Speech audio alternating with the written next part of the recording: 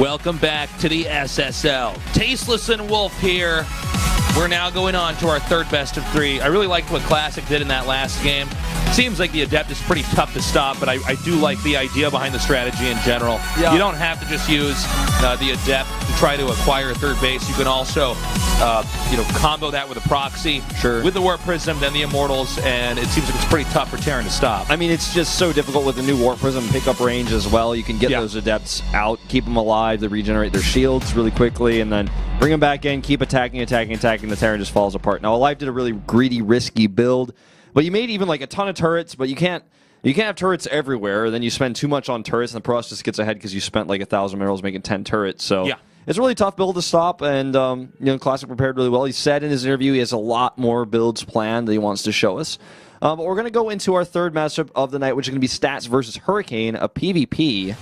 And here's Stats info. This guy never really winning individual league tournaments. Has been a lot weaker in individual leagues than he is in like Pro League, for example. The only tournament win he ever had was a WECG Korean qualifier. Unfortunately, that tournament never even happened, so that didn't even really mean anything.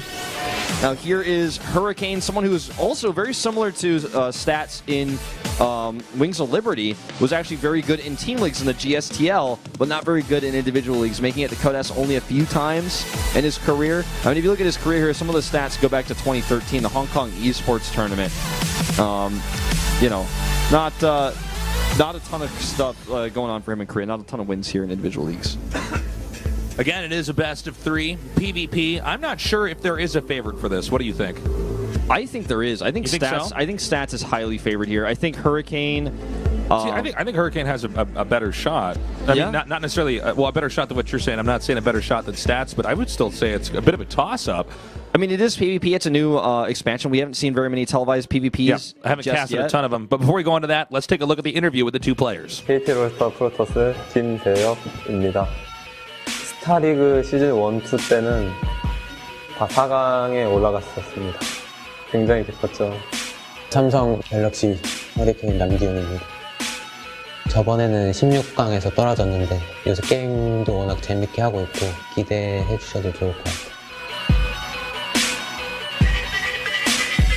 안정적인 프로토스의 대명사라고 할 수 있을 정도로 되게 안정적이고 운영형 스타일 프로토스인 것 같아요. 0163 베타 초창기 때부터 별그마에 오를 정도로 실력자라고 생각하고 있어요. 커리어적인 부분에서도 김재엽 선수가 앞서고 경험적인 부분도 김재엽 선수가 훨씬 앞서고 그런 부분에서는 부족하다고 생각해요. 커리어적인 부분은 저보다는 많이 안 좋기 때문에 저는 늘 하던 대로 편하게 경기하면서 하면은 이길 것 같아요. 제가 김재엽 선수보다는 아무래도 컨트롤적인 부분에서 제가 좀 더 자신 있다고 생각을 하거든요. 저는 컨트롤적인 부분에서는 제가 좀 많이 앞선다고 생각하고 있거든요. 기웅이도 그렇게 말했다는 건 컨트롤에 굉장히 자신감이 있다는 말인데 좀 재밌을 것 같아요. 이렇게 저랑 민수랑 올라오게 되었어요. 둘 다 열심히 해서 좋은 모습 보여드리도록 하겠습니다. 이번에는 결승에 올라서 우승하는 모습을 보여드리면서 제 한계를 깨는 모습을 보여드릴 테니까 많이 응원해주세요.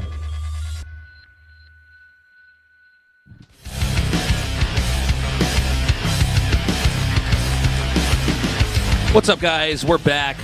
Nice interview there. Stats against Hurricane. The Adept, of course, changes this matchup as well. It does, because you can poke with it, you can harass with it really, really easily.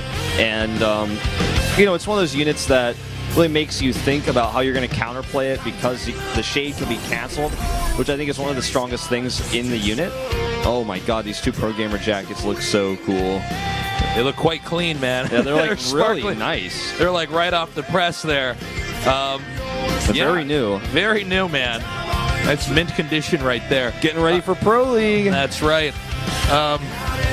Not a stain at all. Anyways, PvP, a pretty dynamic matchup. We'll have to see how these two players approach it on our map, which is probably one of the weirder maps we've had here in StarCraft 2. Yeah. And that is loaded up now, so let's get ready. Stats versus Hurricane, PvP here at the SSL.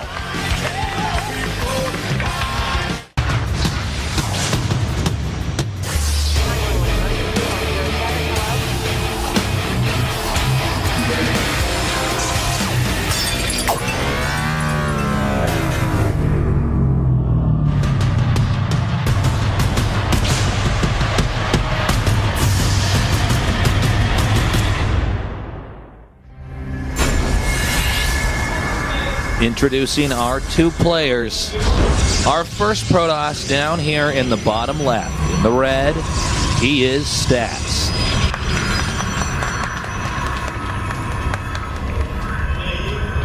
In the upper left, in the blue, our other Protoss, Hurricane. Now, Taste, this is my first time actually casting on this map. Okay, so let's talk about this map. First of all, this map gets the Tasteless signature of approval. Mine as well.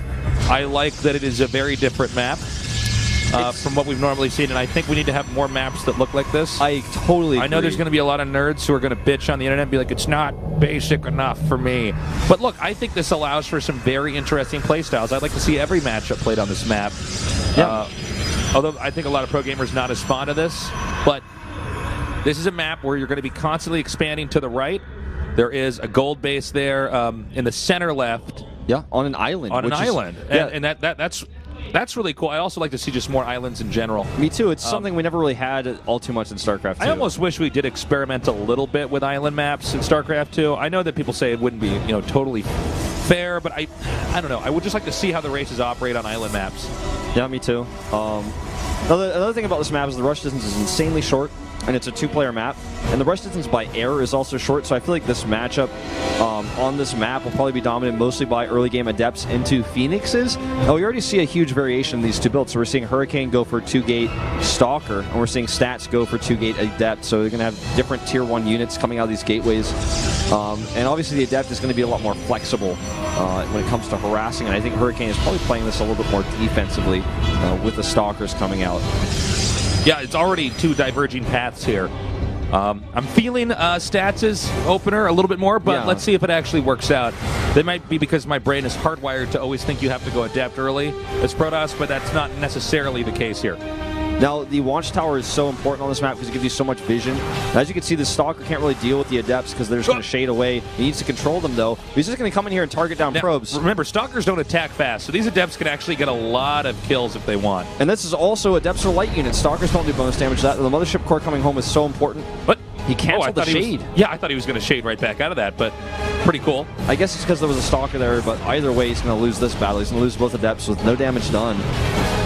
Let's see. He might be able to get one probe up. Nope, never mind. Sorry. And he's actually going to gun down the Adept. Really nice play here by Hurricane. And now Hurricane knows that because he spent so much time building Adepts, he can actually control the natural. Stats was actually going to try to expand behind this, but it's not going to work. He's going to be pressured up into going into his main, and that means that Hurricane's going to get the first expand. Already a really cool build here by Hurricane. Hurricane's going to go Robo. Now the Oracle is almost finished, and when that's done, it's going to be able to rocket right across the map because it's such a short air distance, short distance by ground. Everything about this map is high intensity all the time. And this Oracle is unscouted because the Watchtower is not controlled. And even if, I guess he's just outside range of it. Yeah, I think it's just outside range of that. The Oracle now coming up here. Nothing really to help defend. He does have the Mothership Core here, activating that pylon. And over here, an attack on the front of this expansion. Yep. And here comes the micro. Better micro here from Stats, actually. Much better micro. By a lot. Wow. Keeping all of the Stalkers alive. That's going to force Hurricane back. I think he just won a 4v5 Stalker fight. That was, well, hold on. We see the Oracle coming up now. He's going to try to dive back in here, getting that probe. There's not endless energy on that Mothership Core, so he's got to be really careful. Once again, Hurricane continuing on with the pressure. We don't have a pylon down here or anything else to help defend for Stats. Stats probably going to have to pull back and go onto the high ground. Yep, there's that overcharge, but it doesn't reach these units. Now, he could actually target these sentries, but gets caught. Good micro by Stats. I have to say, he's definitely winning the micro battles here. Yeah, he's winning these skirmishes on the ground. That much is for sure. Pylon now coming down here. And the Oracle comes back, and that's going to be able to assist with the rest of this attack. This is a big win here. Energy? Yeah, he gets it very nicely done. And we may have the possibility of the Protoss army getting sandwiched here. Hurricane coming down now. Two more Stats' Stalkers coming in to try to reinforce. Oh my god, his micro is godlike. Stats is out of control, this micro. Now notice the way he pulled that Stalker back while having the rest of his Stalkers fire. He only wanted them to fire because he wanted to keep the attack priority on the firing units so that when the weakest Stalker escaped, then he could pull them back. So they were always keeping the attention of the other Stalkers away. Hurricane would have had to manually target to kill it, and he didn't. It doesn't matter because right afterwards, Stats just attack moved with it and it died, but just that kind of micro is really cool to see at this level. Right, Oracle rotating up here now. Yeah, just a little bit of damage done with this Oracle. Like, he's pressuring more than anything else, but he hasn't gotten very many kills, only 4 pro kills. Yeah, luckily there for Hurricane, because you know, if he did not handle that very well, he probably could have gotten a lot more. I think Stats is going to try to apply some pressure just a little bit here. Once again, the Oracle comes and pokes in. Not activated, though, so he does back out. Blink is about halfway done here for Hurricane. Important to note, because that's really when it's going to tip the scale and favoritism, I think, for Hurricane coming up here. By the way, both players are cranking out Immortals here. And we only just now have Stats starting his Blink a little bit behind, actually a lot of bit behind where Hurricane is. Yeah, Blink 2/3 of the way done here for Hurricane, and that means he can pressure. I think Hurricane's idea with this attack was just simply to, oh, he gets one more probe there, nicely done. I think the idea was to kind of whittle away at Stats' units after he killed those Adepts and just have such a tempo advantage that eventually he could just kill him with a Blink attack. But I don't think this game is that cut and dry right now, actually. I think it's more of both players getting this tech, but Hurricane's not going to be able to end the game with it. He's just going to have a slight lead with it, and they can use it to harass a little bit. But because of the way this map is designed, you can't really blink into the main and get out, you know? There's nowhere to blink. You go to the main, you have to go out the same way you came in. There's no way, there's no ground space to the north or to the south of the base, either of them. You're surrounded by dead airspace. Well, let's see. The Nexus has started up here. This is the nature of this map, is both players will always be expanding towards the right. Again, I love this map. I just like that it creates a different feel. It creates a different atmosphere. I was curious if we're going to see a drop there by the Warp Prism on that island location. I'm not sure if that would ever become a thing on this map, but it does make me think about that a lot. Yeah, it's funny because the island can be seen by the watchtower, so you can never really hide a base there, but it would create a whole new dynamic of players dropping and harassing. I think it would just become too expensive to maintain in this matchup. Yeah, you'd probably have to just become like more dependent. Oh, it's Stork. Stork, what's up? Down here watching. Kind of an odd shot there. He's just standing at a wall. Yeah, he's the coach of Hurricane, so... Yes, he is, and definitely probably the best coach you can ask for. Oh my god, that's such a risky place to engage into. Yeah, that is a very tight bottleneck that he would be coming through right there. He's going to have to move around and take probably the longer path. Stats now coming up. He's going to destroy the rocks up here and probably start putting some pressure on over here where Hurricane's expansion is. Hurricane not in position. It almost seems like Hurricane is gearing up to try to go down through the middle. Yeah, he is. He's going to go down through the middle. I'm not sure what the play is that's correct here. Yeah, this is a bit weird. I think they're both going to end up in sort of a base trade scenario. I think you're right. I think we're here. Yeah, it's too late now for Hurricane to turn around. Stats is committing. They're both attacking different locations. We have the second base under fire right here. I think this is probably a better move here for Hurricane to try to put pressure on this. He can get all these probes and then probably blink into the main and start taking out tech. Meanwhile, over here, oh my God! Okay, he's actually going to go around. Oh, yeah, this is a weird choice. Well, no, you know what? I think this actually might be really good. He can. If he can catch this army, I think it's smart, but I don't know if he can. Okay, yes, he can with that blink. Caught. Oh, man. A lot of Stalkers going down. And now he's going to have to immediately counterattack again. Yeah, I think you're totally right, Wolf. I think he has to come back up here, try to put that pressure on. That Nexus, by the way, did survive. Worker count right now, it is in the favor here for Hurricane, but you know, you can't super saturate. Well, you would be super saturated in your mineral patches if you're trying to use that accordingly. So, yeah. I think this is a great play. He can come up here and once again force a cancel now on this Nexus. I think Stats is playing this just overall better. His Nexus back at home is, oh, no cancel, oops. But yeah, that's not good. His Nexus back at home is also being rebuilt, or, you know, like you said, it didn't die. It's still alive. Hurricane, I think it's smart that he's not over-engaging here. And nicely done, going to gun down these Stalkers. This is almost checkmate here. The number of Stalkers that have been picked off, the fact that the third base is non-existent right now for Hurricane. I think all he has to do is try to park down here on the low ground, and he's got to contain. I wouldn't even go up there. Yeah, I don't think that's what I was going to say. He can't kill him, but he can eventually overwhelm him. Now, one thing that Stats is missing is Disruptor tech. Hurricane has a Disruptor on the way. That's true. And that Disruptor will be able to kind of... at least this is what Hurricane is hoping. The Disruptor will allow him to break out of this base, because if it doesn't, he's going to slowly lose this game. He's playing a losing game now. One thing we haven't talked about at all, actually, which I just noticed, is the upgrades for Stats. Stats has +2 with +3 on the way. Hurricane has no upgrades. His +1 is starting. That's a weird thing to see on the production tab. That's a very, very good point. Oh man, this is going to be a great catch, and he gets it. Beautifully done. Some Terran players got happy seeing that one Adept come out and just be instantly destroyed. Revenge. Stats is going to push out here again. I mean, this is pretty ABC right now for what Stats has to do. He's just going to come out and stamp out that third base, choke him out resource-wise. The Oracle comes in here and surveys the situation, and immediately Stats blinks on top, gunning down these Stalkers. Catches these Stalkers. Now, this Disruptor is not going to find much because he's out of range, and also the unit comp is a Blink Stalker comp. It's so hard to actually use Disruptors versus a pure Blink Stalker comp like this. It's almost like the Stalker just counters the Disruptor. Yeah. Even though the Disruptor was made later on, it's definitely a great response. I think Terran is a race that has a little bit of a harder time against something such as the Disruptor, since you know, it's much easier to clump their units together. You can suffer a lot more losses because of it. Once again, the third Nexus coming down here, but the sand is running out of the hourglass here for Hurricane. I mean, he has to get this base up. He is going into Dark Templar tech. That might be one way to start engineering a bit of a comeback. Sure. Now, this Warp Prism is coming across the map. Now, this is another way you can maybe find some damage. I don't know where the Mothership Core is exactly right now. Another attack upgrade about to finish here for Stats.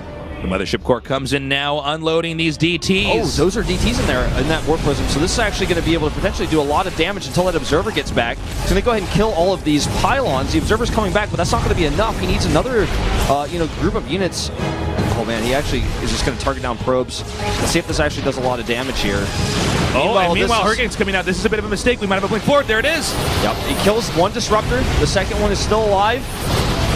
But, you know, he needs to actually use it. It must be on cooldown. It's on cooldown for about 1 more second. This could be his money opportunity here. Not going to happen. Nice splitting. Not even needing to use that blink there. Beautifully done. The Immortal's coming up now.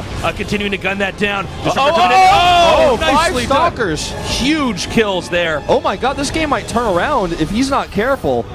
Every Disruptor shot is so important. And preemptive there for the Disruptor. He needs to get up here. He's got Disruptors of his own, Wolf, and there's not a lot of surface area to move around here. Coming out once again, just staying out of range of that Disruptor is exactly what he has to do. Here comes the Stats Disruptor shots. Ooh, he actually messes that one up. Doesn't get anything, but he's got a good angle on this Nexus. Oh, good Disruptor shot here on those Immortals, and now he's going to go ahead and hit this Nexus. Comes back to dodge another one. Being very patient here is Stats. Stats looks like he actually wants to go in for a shove right now. Oh, he blinks forward. He loses like done. 8 Stalkers. So that Disruptor shot. He blinks past the Disruptor shot, but the second one is going to connect. And this is actually such a crazy game we're watching here. It's almost Pure Immortal versus Pure Immortal here now, with the high ground advantage to Hurricane. Well, he's backing up now. It looks like Hurricane might just barely be able to hold on to this. We do have reinforcements en route. 2 Immortals right now to 1. Now that last Immortal has been picked off. He's going up here. He has to try to choke him out. Oh! Right, this expansion. Beautiful connection there with the Disruptor. 2 Disruptors for 1 Disruptor shot. And that is going to be game, I think, Tasteless. I think you're right, Wolf. There's not much else that he can do. GG. Stats takes out Hurricane in game number 1. So, looks like we are going to just have Stats taking the lead here. I feel like overall, the game there that was played was... I personally felt like my takeaway from that game is I liked Hurricane's strategy more, but I feel like Stats' execution was much better. He had the way better micro when it came to dealing with those early Stalker engagements, and that just kind of continued on for the whole game. I mean, Hurricane was in a pretty tough spot after we saw... that Nexus go down. I mean, there's not a lot he can do. No island play there, too bad. I was kind of hoping privately that would be used there, but overall, really cool strategies. Yep, so we're going to go into Dusk Towers here for game number 2 to see if Stats can close it out or if Hurricane is going to end up tying this series 1-1. And talking to Stork here, you know, Stork isn't here just because he likes watching StarCraft. He's here to take care of his pro gamer. And he's talking about that last game, probably saying, like, okay, things were good. Don't get too frustrated. There were a few key moments where Stats got ahead of you there. Maybe probably talking to him about his decision to commit with the Blink Stalker so far, because I actually thought Stats turning around might have been a mistake, but I think that's actually what won him that game. Turning around with the Stalkers, trapping Hurricane Stalkers, catching them off guard like that.